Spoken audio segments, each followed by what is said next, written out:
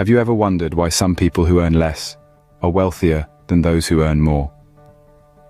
It's a question that might seem counterintuitive at first, but when we delve deeper into the world of finance, we realize that the numbers in our bank accounts are not just a reflection of our income, but also our mindset. Our relationship with money is a fascinating blend of logic and emotion.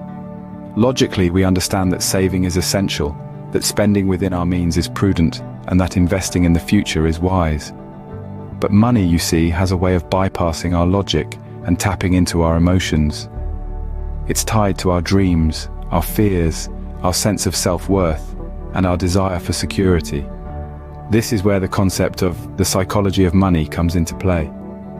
It's not just about how much we earn or how much we save, but how we think about money.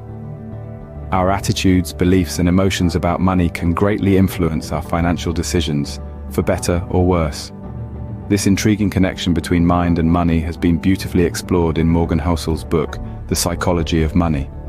Housel dives into the human quirks that drive our financial behaviors, demonstrating that money isn't just a matter of dollars and cents, but also a product of our psychological makeup.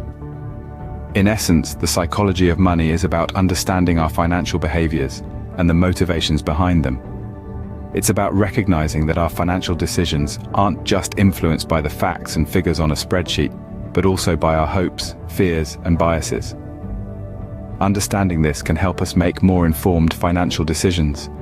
It can help us recognize when our emotions are leading us astray and how we can reorient ourselves towards more sustainable financial habits. It's not just about making more money, but making better decisions with the money we have. So as we embark on this journey of understanding our relationship with money, remember this. It's not just about the money in our bank accounts, but the thoughts in our minds. Understanding the psychology of money can be an essential first step towards achieving financial stability and wealth. Ever heard of lottery winners going bankrupt? Sounds strange, right? But it's a tale as old as time, a paradox that bewilders many. Let's dive into this peculiar phenomenon. Imagine the scene. One day you're going about your normal routine, and the next, you've won millions in the lottery. It's an exciting thought, isn't it?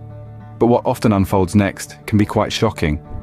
An alarming number of these overnight millionaires end up in bankruptcy, many within just a few short years of their big win. It's a scenario that seems counterintuitive. With such a windfall, one might expect financial security for life. So why does the opposite happen? The crux of the matter lies in our relationship with money. Winning the lottery is a sudden influx of wealth, a drastic change in fortune. It's not uncommon for winners to feel invincible, their judgment clouded by the glitz of newfound riches.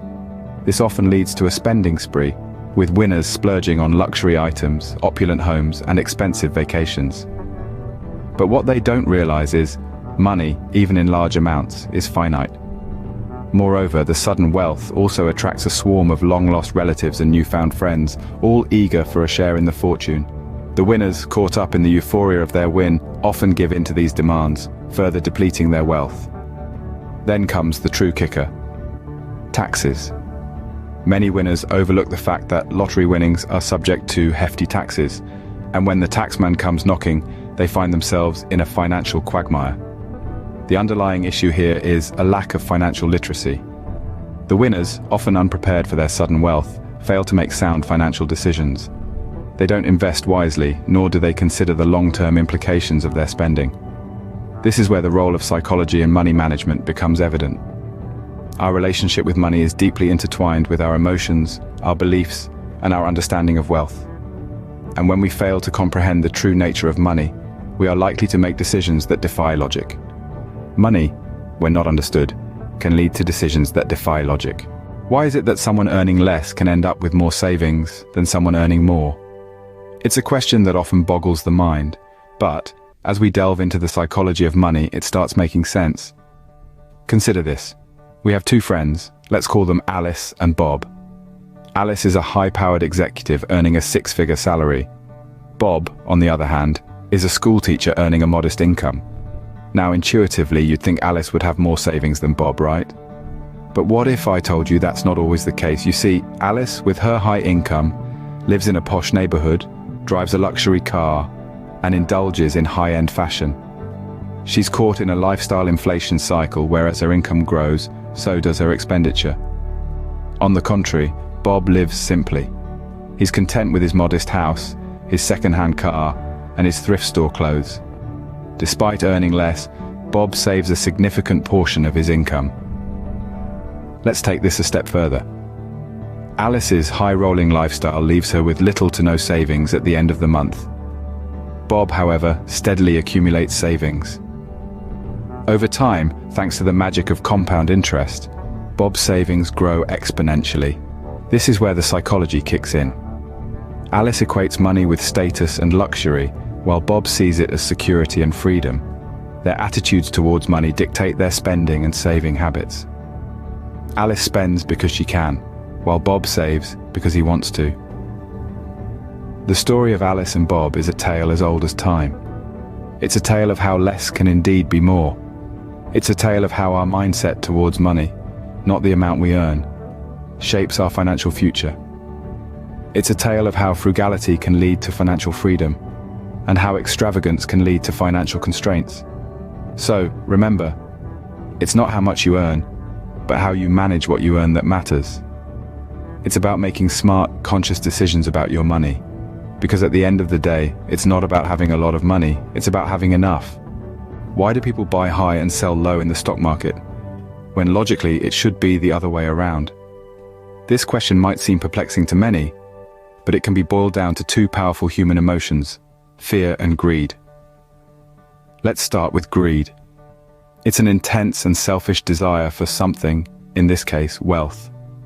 When the market is booming and everyone around you seems to be making a fortune, greed can take hold. It's the fear of missing out that drives people to buy when prices are high. It's like being at a party where everyone is having fun, and you want to join in, even if it means paying a premium.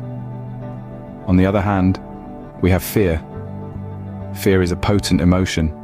It's a protective mechanism that kicks in when we sense danger. In the face of a market crash, fear can compel investors to sell their shares at a loss, just to avoid further damage. It's like being on a sinking ship, and the only thought in your mind is to abandon ship, regardless of the precious cargo you might be leaving behind. Let's take a stroll down memory lane to the dot-com bubble of the late 90s. Internet companies were the talk of the town, and their stocks were skyrocketing. Greed was in the air, and people were buying high, hoping to sell even higher. But when the bubble burst, fear took over, and the same stocks were sold at a fraction of their peak value. Fast forward to the housing market crash of 2008. Once again, greed led people to invest in overpriced properties, only for fear to set in when the market collapsed, resulting in a massive sell-off. These examples underline an important point. Emotions, particularly fear and greed, can cloud our judgment, leading us to make irrational financial decisions. It's crucial to keep these emotions in check and make investment decisions based on sound financial analysis and long-term strategies. In the world of investing, emotions can be your worst enemy. So, the next time you're about to make an investment decision, remember to keep your fear and greed in check. So, what does the psychology of money tell us about achieving financial success? It tells us that our emotional relationship with money plays a significant role. Our feelings and attitudes towards money, whether it's fear, excitement, or indifference, can greatly influence our financial decisions. It's not just about how much we earn or save, but how we feel about those earnings and savings. We also delved into the illusion of wealth. We learned that a sudden influx of money, like winning the lottery, doesn't guarantee financial stability. In fact, it often leads to financial ruin, as the sudden wealth can distort our perception of money and lead us to make poor financial decisions. Then there's the paradox of saving. It seems counterintuitive, but sometimes less can actually be more. By living within our means and saving diligently, we increase our chances of achieving financial success. It's not about depriving ourselves, but about making smart choices that can lead to long-term financial health. The fear and greed cycle in investing was another key point. As investors, we often swing between extreme fear and extreme greed, and this can dramatically affect our investment decisions. Being aware of this cycle can help us make more balanced, rational decisions and avoid falling into the trap of emotional investing. In summary, the psychology of money is a fascinating and complex field. It's not just about understanding the numbers, but also understanding our own emotions, biases, and behaviors. By being aware of these factors, we can make smarter financial decisions and increase our chances of achieving financial success. Understanding your own psychology of money can be the key to unlocking your financial potential. After all, money isn't just about numbers, it's about understanding yourself.